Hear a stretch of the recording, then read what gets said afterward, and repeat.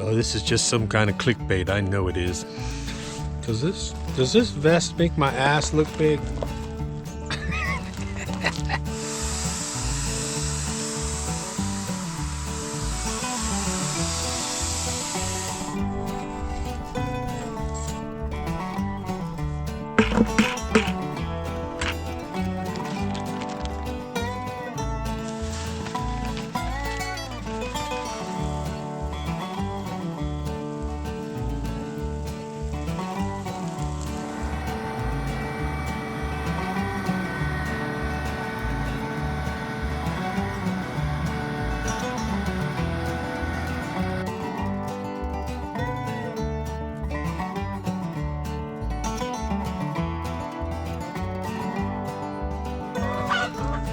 Hey, hey.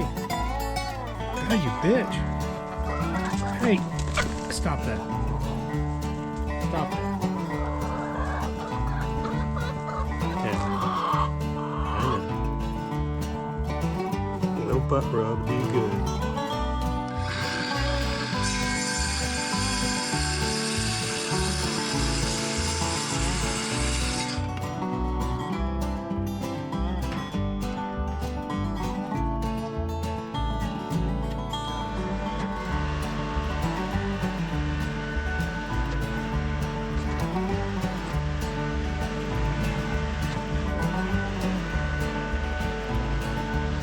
The only issue I've got is I'm going to be putting some pre-emergent down here, and there's a good chance that pre-emergent might hurt this annual ryegrass. We'll see.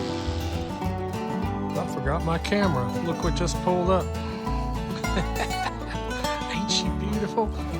Oh, this is just some kind of clickbait. I know it is. No, I'm actually officially retired as of 2 weeks ago. So I hit 62 2 weeks ago, and in November you're allowed to file for your Social Security 3 months in advance, and so next month I should be getting my first check. So I am officially retired. That's it. Have a good day. I'm just kidding. Yeah, I am officially retired as of 2 weeks ago, and it seems like whenever you retire, for me, the more I retire, the more I end up working. So if you want to retire, don't buy a farm, don't get livestock, because I'm working my butt off. This is all kinds of subjects, weird stuff. The well house. I've been looking at that well house that need to be stained for weeks, months. So we stained that. The grass. This is looking fabulous. This is annual ryegrass. I've got my pre-emergent in. We're going to be putting down pre-emergent seeding. We're going to be seeding all those fields up there. We're going to be doing clover seed, chicory, and I'm going to be doing some perennial ryegrass over in those shaded areas. Grass cutting. We're cutting everything. John came out. We cut every single thing. We'll probably have to come back out. We got rainstorms moving in on Wednesday, so I'm trying to get everything done. I went ahead and finally broke down and got myself a tractor. So you guys have been telling me to get one for a long time, and I've been renting skid steers and everything else. And if I really want to do this field work up here, if I really want to plant stuff up there, I want to get some corn going. So I bought a John Deere. I bought a 3 Series, and because David has a 4 Series, and it's a big tractor, man, and I just don't need one that big. So I bought the 3 Series, a 3038, and man, it's phenomenal. I love that thing. So yeah, so I got it in 2 days. The next day I was up in the fields, and I went up there and I ran a subsoiler on all those fields. And the subsoiler is a very unique piece of equipment.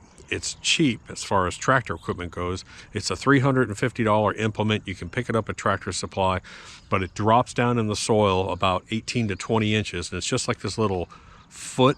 It's just like a little hook. And what it does is it reaches that hard pan that we have here, that's like rock. And it breaks through that hard pan and it lifts up about 8 to 10 inches. And it allows water, oxygen, and nutrients to get in there. And it's the best tool. If you want to go no-till or regenerative, get a subsoiler if you have hard clay soil. It's fantastic. They even use them in Europe all the time. So all those fields have been subsoiled. Now we got to get up there and we got to get all of our seed out, because we are going to have a high windstorm. I think we're going to have a dangerous windstorm coming in on Wednesday here. Maybe you guys will have it at a different time, but apparently it's going to be a big problem. It's going to be the wind, not so much the rain, but we're going to get rain and wind. So I want to go check out my backup battery system over here, make sure that that's all charged up just in case we lose power. What other hundreds of things have I done? The chickens, the garden, we'll talk about that. Compost piles, we're working compost piles. Let me tell you what, if Doge sends me an email, I got about a 52 bullet point thing to say what I did last week. Trust me, I don't have to think of shit I've done because it's been busy. So I am officially retired. I'm going to put together a video. I have no idea what it's about. It'll probably be long, but if you want something to watch and there's nothing on, this is the video for you. Just do me one favor. Push that little thumbs up button. It does help. Drop a comment down below. Let me know what you guys are doing. Anyways, here we go. Okay, so I think what I'm going to do is I'm just going to pop around and sort of give you a summary of what went on this past week, because it's been absolutely crazy. We've been out here cutting all the grasses. John's got to come back out. I got to get my pre-emergent down on this. This is an annual ryegrass. I put out some perennial rye over here because these trees, when they get leaves, this all gets shaded. We lost that tree not too long ago from a storm. The pond front, I need to get pre-emergent down on that as well. I've got a sick chicken up here for the past 3 days. It's probably sour crop.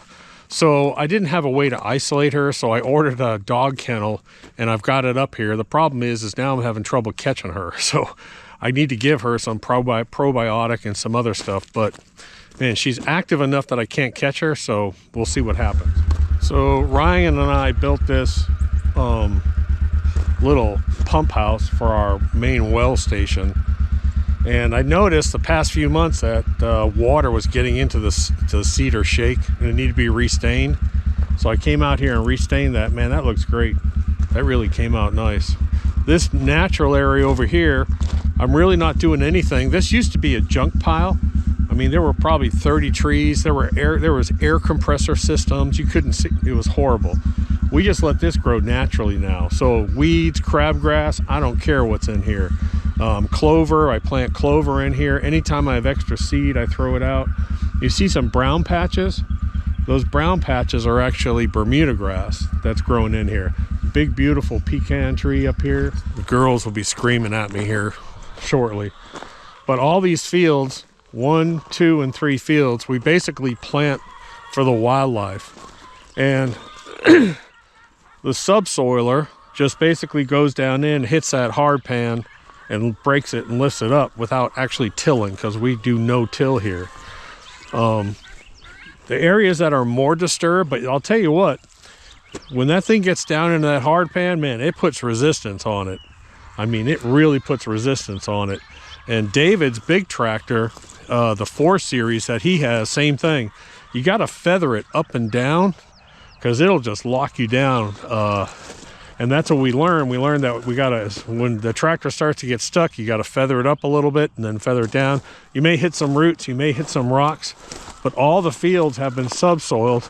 And let me show you what I plan to do. I have a strip seeder coming. I found a guy that makes a small strip seeder that'll cut through all of this and actually strip seed in corn. It's a no-till planter.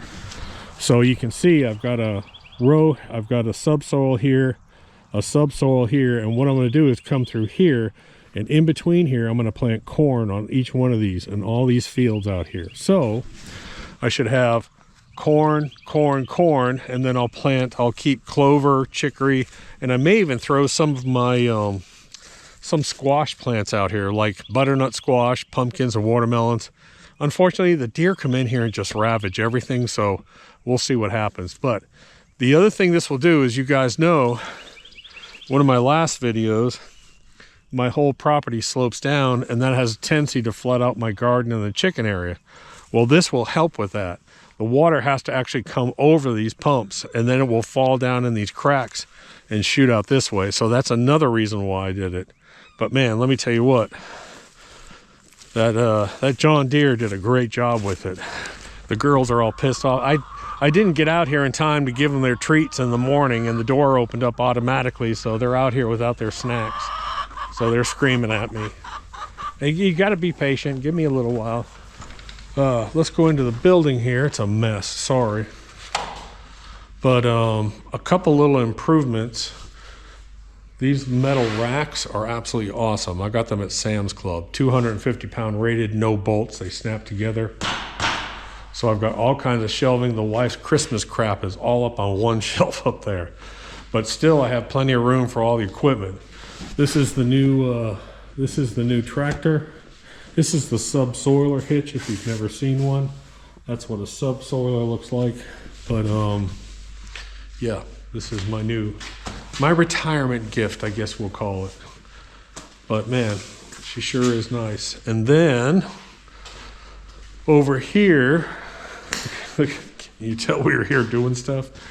I'm setting up a seed station right here with a grow light on top of it. We made that yesterday so we can start some of our own plantings. And then this came in. I got this yesterday here instead of a workbench. I'm always having to run down and get tools down from the shed, so we're going to have a second set of tools up inside this. This is actually really nice. So Tuesday night, today is Sunday, Tuesday night, Wednesday morning, thunderstorms and rain. I heard it's supposed to be a bad wind event. Let's hope not. So yesterday, Ryan's coming out. He wanted to earn some extra money, so I said, well, come out on Saturday or Sunday. So he's coming out like one day a week and helping me, especially like putting stuff together, those shelves and all that stuff. He's really good at that, so that just takes a lot off my plate. But yesterday, he walked every single one of these rows and put out clover seed and chicory seed on all 3 fields. I'm like, dude, you have to have 16,000 steps in you right now. Well, the fact that I can't figure out which one of these chickens is the sick chicken is probably a good thing, unless it's her in that box. Good morning.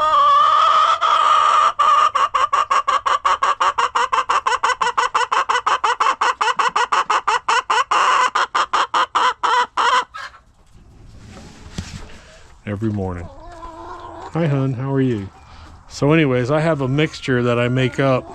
There's some special corn DDGs that I have, and I put olive oil, a probiotic yogurt, a probiotic powder, and if I can figure out which chicken it is and get her in there with water and that in there and just leave her, she should be okay.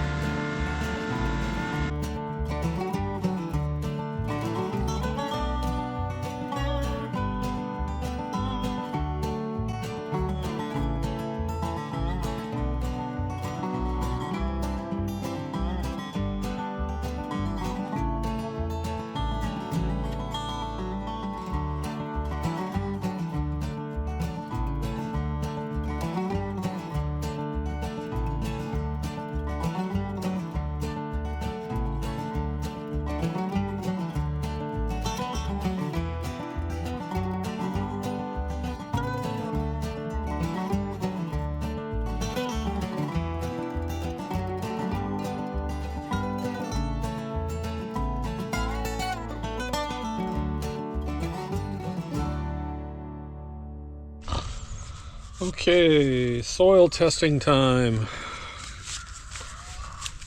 got so many to do, man. But make sure my bucket's clean. For these fields, I usually use a soil probe for the lawns and the fields. For the garden, I'll probably just use a shovel. But man, these hawks are everywhere. It's like they look like crows. There's so many of them. Chickens, man.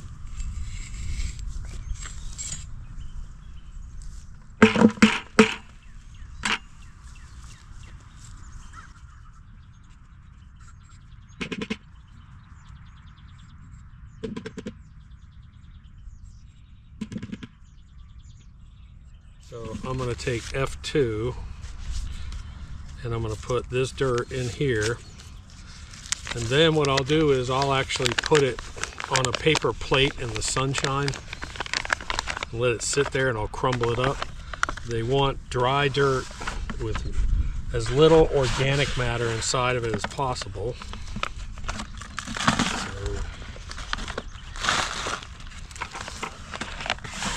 And they want about, that's good, up to about here. So it's about 1 cup of dirt. I didn't think I'd be getting hot. Man, it's getting hot out here now. So just so I remember, garden 1, I took the soil probe and I went to all the different rows and I took various samples. Garden sample 2 is I went to one specific row that I knew was doing really well with like tomatoes, and I took a shovel and I took all that one dirt from that one spot. So let's see. I just want to make a note to myself because I will forget. And it is pretty looking dirt though. I don't know if you can see that or not. Look at all the root fibers in there. Probably be some earthworms. They're gonna get a whole bunch of stuff in here. So I'm gonna put these in the sunshine, and I'm gonna put them someplace where they won't get blown away. So they're gonna get all afternoon sun here. A little breezy out here today.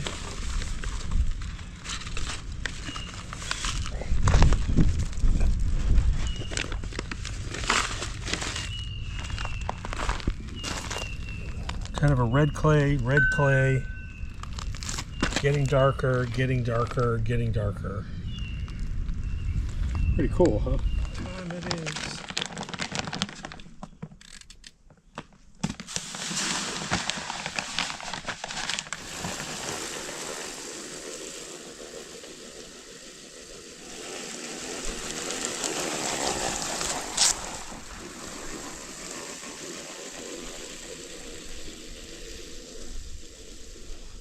So this is the DG. This is dispersible granule.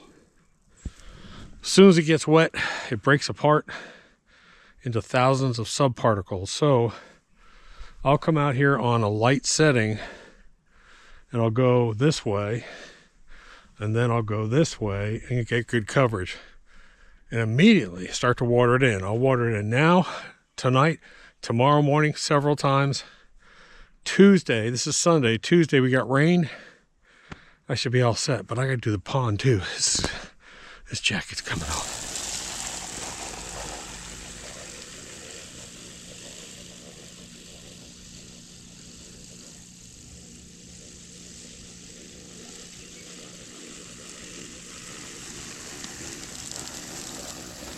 So here's another little tip for you. Like down at the beach house, we have a gravel area around the pool, and there's always weeds growing in there. You can put pre-emergent right on the gravel. So if you have any gravel walkways, gravel areas, you can put pre-emergent right on that gravel. It'll wet it, it'll go down into the soil. It works. So in this area, if you remember last year, we just ran a skid steer, started throwing out seed. I'm putting down some PGF Complete, and I want to push this, and I did put down perennial rye seed already out here yesterday. Yesterday I put clover seed on the pond berm. That pond berm, centipede grass just took over that whole pond berm. It worked out great. So there is a slight chance this summer I may throw some centipede out on here and some centipede on the back after I have that septic tank pumped, just to see what the hell happens. Again, I don't have turf, I just have seed, so it might work. Anyways, guys, long week. Give it a thumbs up, drop a comment. I'll talk to you later. Doc.